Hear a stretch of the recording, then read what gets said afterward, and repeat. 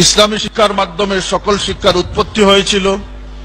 আজকে ইসলামী শিক্ষাকে পিছনে রেখে আজকে সাধারণ শিক্ষাকে অগ্রাধিকার দিয়ে অন্য যে কোনো দেশে যাই করা সম্ভব হবে, আউলিয়া কেরামের আবাদকৃত এই বাংলাদেশে ইসলামী শিক্ষাকে পিছনে ফেলে কোন সরকার ক্ষমতায় টিকতে পারবে না।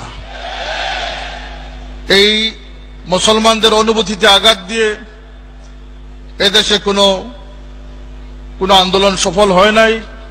যেমনি ভাবে হাইকোর্টের সামনে মূর্তি স্থাপন সম্ভব হয় নাই, শাহজালাল বিশ্ববিদ্যালয়ের ফটকে যেভাবে মূর্তি স্থাপন সম্ভব হয় নাই, এদেশ আলিম উলামাদের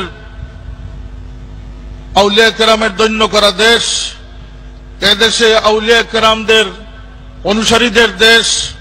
এদেশের সরকার চালাতে হলে ইসলামিক ভাবধারায় সরকার চালাতে হবে।